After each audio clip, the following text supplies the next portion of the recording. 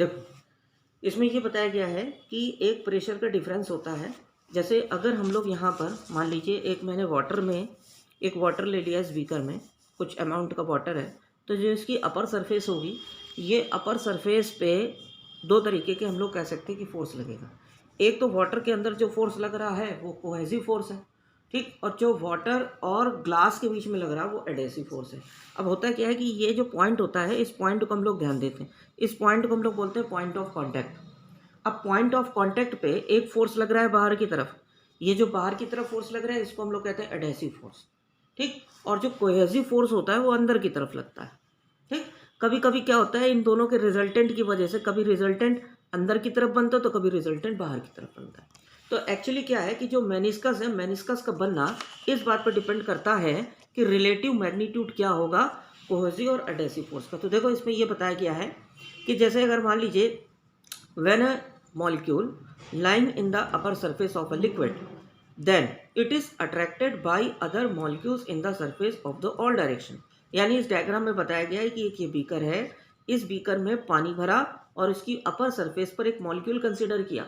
इस मॉलिक्यूल पर दोनों तरफ से सरफेस का टेंशन लग रहा जो इस मॉलिक्यूल को दोनों ओर से खींचेगा।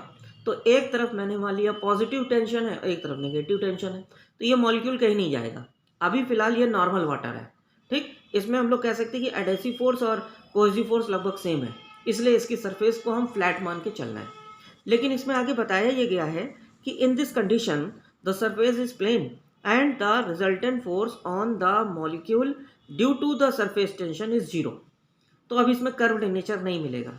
लेकिन अब दूसरे टॉपिक में आ रहा है कि if the surface is convex, अगर इस तरीके का सरफेस हुआ तो क्या होगा।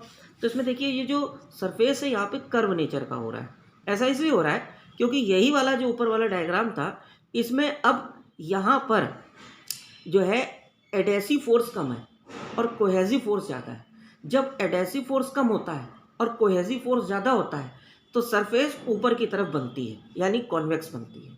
एडेसिव फोर्स कम होगा, कोहेसिव फोर्स ज़्यादा होगा, तो सरफेस कॉन्वेक्स नेचर की बनती है, ठीक है।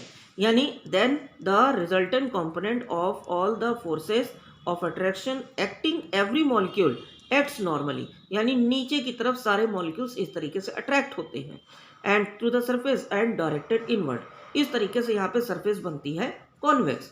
अब इसी तरीके से अगर हम लोग कॉनकेव सरफेस की बात करें तो कॉनकेव सरफेस में क्या होता है भाई, मान लीजिए कि यहाँ पे ये कॉनकेव सरफेस है, तो इसमें क्या है कि ये जो वाटर है इसका मैक्सिमम पार्ट इस ग्लास के साथ चिपका हुआ है। तो यहाँ पर पॉइंट ऑफ कांटेक्ट पे एडेसिव फोर्स ज़्यादा है और कोहेसिव फोर्स कम है, जिसकी वजह से यहाँ पे क्या किया कि if the surface is concave then the every molecule experiences a resultant force due to the surface tension acting outward, यानी बाहर की तरफ बनेगा। तो for the equilibrium of a curved surface there must be pressure difference between two sides, यानी कि अगर कोई कर्व सरफेस बनती है तो उसमें एक प्रेशर लगता है बाहर की तरफ से, वो एटमॉस्फेरिक प्रेशर होता है, और एक प्रेशर पानी की तरफ से लगता है, वो उसका फ्लूइड प्रेशर होता है। एटमॉस्फेरिक प्रेशर और फ्लूइड प्रेशर के आपस में कांटेक्ट से एक एक्सेस प्रेशर का टॉपिक बनता है। वो एक्सेस प्रेशर जिस साइड भी ज़्यादा हो जाएगा ये रिजल्टेंट फोर्स उसी साइड ज़्यादा लगेगा। तो यहाँ पे हम लोग कह सकते हैं कि excess pressure is the difference between the atmospheric pressure and the fluid pressure, उन दोनों के बीच का डिफरेंस होता है। And this is balance by the resultant force due to the surface tension, क्योंकि एक सरफेस का टेंशन इस तरफ लग रहा, एक सरफेस का टेंशन इस तरफ लग रहा, तो दोनों के सरफेस टेंशन की वजह से जो रिजल्टेंट मैग्नीट्यूड बना उसको हम लोग एक्सेस प्रेशर से कॉन्टेक्ट कराते हैं। अब इस नोट में मेन इंपॉर्टेंट बात ये लिखी हुई है कि pressure on the concave side must be greater than the convex side. क्यों भाई? क्योंकि कॉनकेव साइड में एडेसिव फोर्स ज़्यादा होता है और कॉन्वेक्स साइड में एडेसिव फोर्स कम होता है, इसलिए ये प्रेशर हम लोग कह सकते हैं कि कॉनकेव साइड का प्रेशर ज़्यादा लगेगा, है ना। हाँ, इस प्रेशर के डिफरेंस को हम लोग इंडिकेट करते हैं 2T/R, जहाँ पे T जो है वो सरफेस टेंशन है और इसको कुछ राइटर्स सिग्मा भी लिखते हैं। R जो है वो रेडियस ऑफ कर्वेचर है उस सरफेस का, जो यहाँ पे कर्व सरफेस बनती है। इस तरीके से एक्सेस प्रेशर का कॉन्सेप्ट तैयार हो जाता है, ठीक।